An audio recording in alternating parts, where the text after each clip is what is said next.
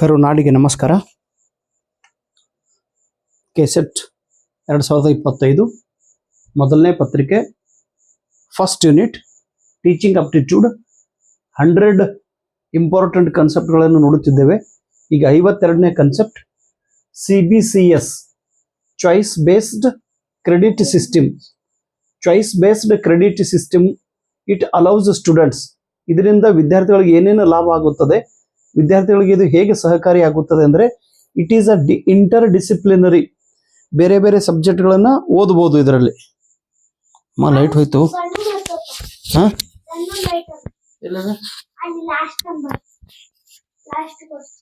ಅದು ಹತ್ತದ ನೋಡಪ್ಪ.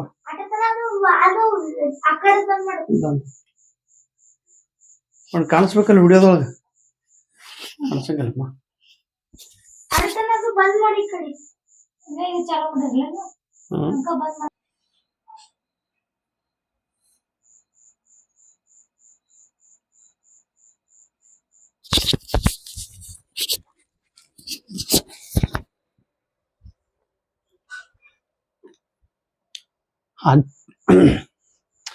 ಚಾಯ್ಸ್ ಬೇಸ್ಡ್ ಕ್ರೆಡಿಟ್ ಸಿಸ್ಟಮ್ ಇದು ವಿದ್ಯಾರ್ಥಿಗಳಿಗೆ ಅನುವು ಮಾಡಿಕೊಡುತ್ತದೆ. ಹೇಗೆ ಇಂಟರ್ ಡಿಸಿಪ್ಲಿನರಿ, ಬೇರೆ ಬೇರೆ ಸಬ್ಜೆಕ್ಟ್ಸ್ಗಳನ್ನು ನಾವು ತೆಗೆದುಕೊಳ್ಳಬಹುದು. ಚಾಯ್ಸ್ ಬೇಸ್ಡ್ ಕ್ರೆಡಿಟ್ ಸಿಸ್ಟಮ್ದಲ್ಲಿ ಅದು ಲಾಭವಾಗುತ್ತದೆ. ಇಂಟ್ರಾ ಡಿಸಿಪ್ಲಿನರಿ, ಒಂದೇ ಸ್ಟ್ರೀಮಲ್ಲಿ ಅದರ ಒಳಗಿನ ಸಬ್ಜೆಕ್ಟ್ಗಳನ್ನು ಕೂಡ ತೆಗೆದುಕೊಳ್ಳಬಹುದು.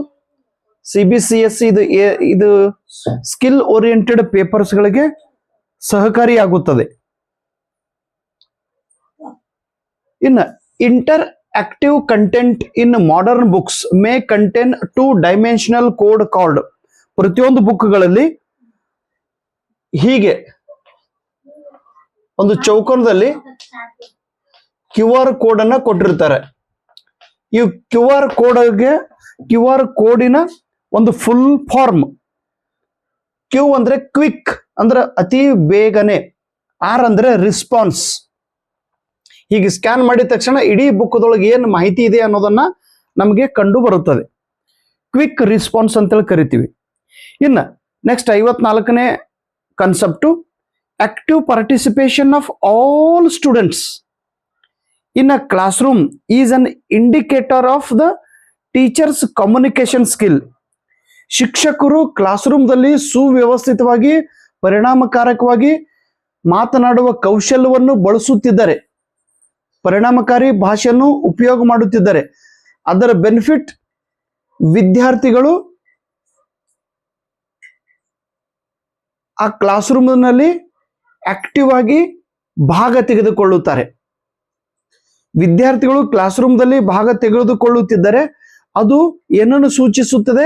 ಶಿಕ್ಷಕರು ಚೆನ್ನಾಗಿ ಮಾತನಾಡುತ್ತಾರೆ ಎಂಬ ಗುಣವನ್ನು ತೋರಿಸುತ್ತದೆ. ಸರಿಯಾದ ವಾಕ್ಯ. ಇನ್ನು ಇಲ್ಲಿ 4 ಲರ್ನಿಂಗ್ ಮಾಡೆಲ್ಸ್ಗಳು ಇವೆ. ಇಂಪಾರ್ಟೆಂಟ್ ಕಾನ್ಸೆಪ್ಟ್ ಅದಾವ್ರಿ, ನೆನ್ಪಿಡ್ರಿ. ಲರ್ನಿಂಗ್ ಮಾಡೆಲ್ಸ್, ಒಬ್ಬ ವಿದ್ಯಾರ್ಥಿಯು ಒಂದು ಕಾನ್ಸೆಪ್ಟ್ ಅನ್ನು ಹೇಗೆ ಕಲಿಯುತ್ತಾನೆ, ಕಲಿಕೆಯ ನಮೂನೆಗಳು ಅಂತೇಳಿ ಕರಿತೀವಿ. ಮಾಸ್ಟರ್ ಲರ್ನಿಂಗ್ ಈ ಲರ್ನಿಂಗ್ ಮಾಡೆಲ್ ಅನ್ನ ಕಂಡು ಹಿಡಿದವರು ಬೆಂಜಮಿನ್ ಬ್ಲೂಮ್. ಇವರು 1968ದಲ್ಲಿ ಈ ಕಾನ್ಸೆಪ್ಟ್ ಅನ್ನು ಹೇಳಿದ್ದಾರೆ, ಈ ಮಾಡೆಲ್ ಬಗ್ಗೆ ಹೇಳಿದ್ದಾರೆ. ಇನ್ನು ಡೈರೆಕ್ಟ್ ಇನ್ಸ್ಟ್ರಕ್ಷನ್, ನಾನು ನಿಮಗೆ ಡೈರೆಕ್ಟ್ ಆಗಿ ಒಂದು ಸೂಚನೆಯನ್ನು ಕೊಡುತ್ತಿದ್ದೇನೆ. ನನ್ನ ಬುಕ್ ಅನ್ನು ತೆಗೆದುಕೊಡ್ರಿ, ಓದ್ರಿ, ಕೆಸೆಟ್ ಪಾಸ್ ಆಗ್ರಿ. ನನ್ನ ವಿಡಿಯೋ ನೋಡ್ರಿ, ವಿಶ್ವಾಸ ಇಡ್ರಿ, ನೋಟ್ಬುಕ್ದೊಳಗೆ ಬರೀರಿ, ರಿವಿಷನ್ ಮಾಡ್ರಿ, ಪಾಸ್ ಆಗ್ರಿ. ಡೈರೆಕ್ಟ್ ಇನ್ಸ್ಟ್ರಕ್ಷನ್ ಈ ಮಾಡೆಲ್ ಆಫ್ ಲರ್ನಿಂಗ್ ಅನ್ನು ಹೇಳಿದವರು ಥಾಮಸ್ ಗುಡ್ ಅವರು. ಆಮೇಲೆ ಸಿಮ್ಯುಲೇಷನ್ ಅಂದ್ರೆ ನಾವೇನು ಕರಿತೀವಿ, ಇದನ್ನ ಇಮಿಟೇಷನ್. ಸಿಮ್ಯುಲೇಷನ್ ಅನ್ನ ಹೇಳಿದವರು ಕ್ಲಾರ್ ಸ್ಮಿತ್ ಅವರು. ಆಮೇಲೆ ಸೋಷಿಯಲ್ ಲರ್ನಿಂಗ್ ಅಂತೇಳಿ ಕರಿತೀವಿ, ಸಾಮಾಜಿಕ ಅಧ್ಯಯನ. ಇದನ್ನು ಹೇಳಿದವರು ಅಲ್ಬರ್ಟ್ ಬಂಡೂರಾ. ಇವರು social learning model of learning ಬಗ್ಗೆ ಹೇಳಿದ್ದಾರೆ. ಇನ್ನು 56ನೇ concept in learning organisation,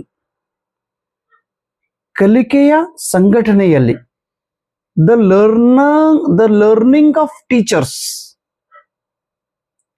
their professional development and the learning of children, their education are inevitably complementary and mutually reinforcing.